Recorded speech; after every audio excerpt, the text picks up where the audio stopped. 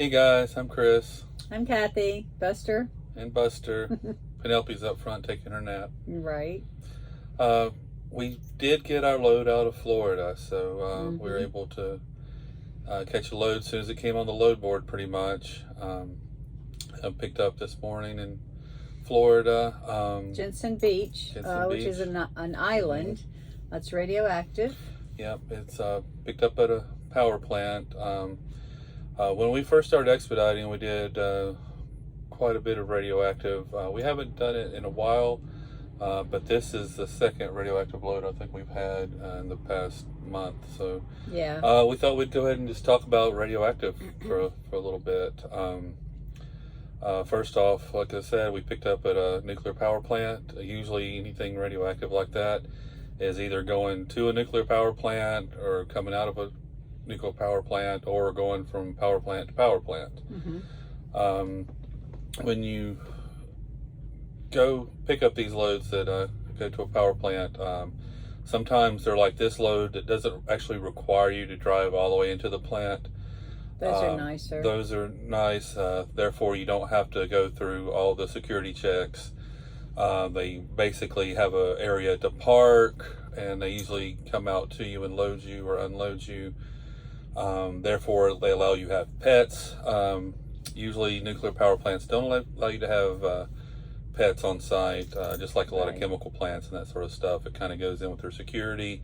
The possibility of they had an emergency at the plant and everyone had to evacuate. They don't want people, with pets trying to, So, therefore, they prefer not to have pets, and a lot of times they won't let you have pets in those places. So we were able to not have to worry about that this time. Right.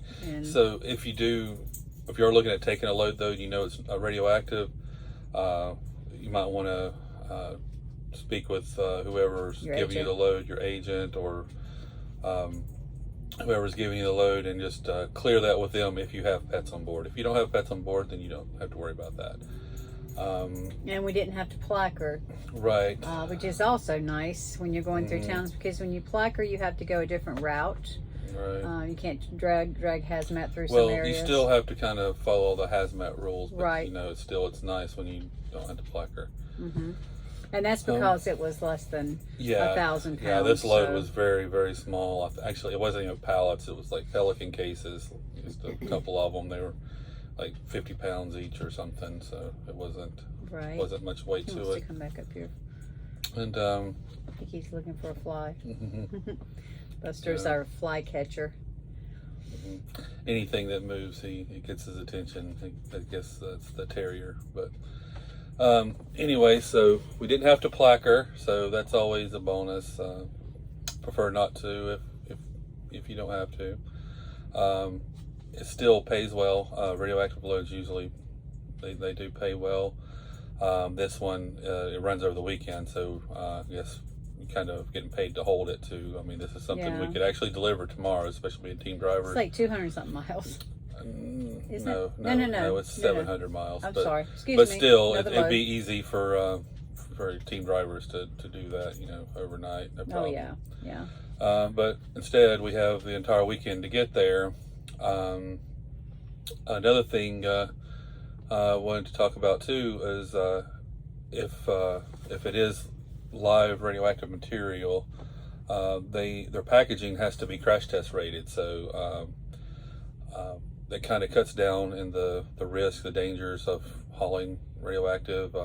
Right. Some people may not be comfortable with it, but the truth is, comparing to some of the other hazmat loads, it's actually safer because the packaging itself is crash test rated. Safer than explosives. Oh yeah, yeah. So I don't know of anything else that's crash test rated that's going to go on the truck. So right. So that's a big bonus as far as I'm concerned. The next thing is we picked up this load. I think I mentioned at Jensen Beach. So it's actually an island. Yeah, it's on an island. We did arrive a little early, and there was a parking area that was large enough for the truck to park in. It's actually for trucks with boat trailers and that sort of thing. Unknown caller. about that. It's okay. Everyday life happens, right? Yep. So anyway, so the load picked up at Jensen Beach, and we found a parking area just outside of where we were going to pick up for boat trailers and that sort of thing. It was off the road, plenty of parking. Got to go to the beach. We're able to park the truck there, and there was beach access. So took advantage of the moment, went to the beach, and got to hang out at the beach for about an hour before we actually went and picked up the load. So that's one of the perks of the job. You just have to look for them, you know, take advantage of opportunities when you have them.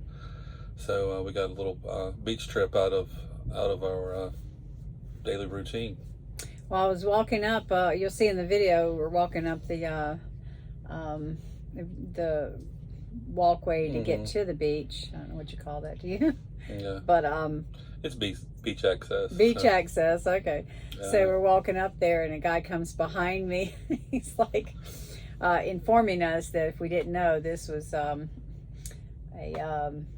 clothes optional. Clothing is optional beach. So, well, there's several of those in Florida. There is, and right. When you walk up the beach access, if you go south, that's the clothing optional area.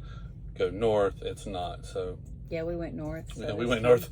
But anyway, they're working, so we're gonna. The guy actually agreed. He said that he was a former truck driver himself, and he agreed that this is probably the only place you could park that truck and be able to get beach access. So, and he said he used to be a truck driver, and and now he's not. And I said, well, I like your new job, you know. And he says, 62, retired, drove my ass off on a truck. So there you go. So, you know, 62, retired, at the beach every day from driving a truck. So, and he didn't even expedite with a team. So he didn't make the money that you can make with the team. So anyway, that's what you can do out here. And, definitely. Yeah.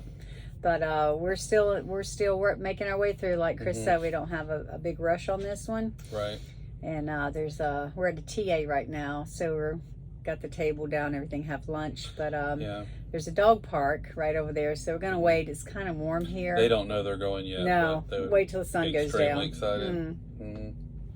So we'll have they'll be playing this afternoon. But anyway, that's our little trip right now. Right. We have a couple others lined up, actually, so we've been able to stack a little bit. We're heading to Indiana. We've got to get some things done with the truck. Inside the truck, actually, the electronics of it, sort of, not anything to do with the Freightliner.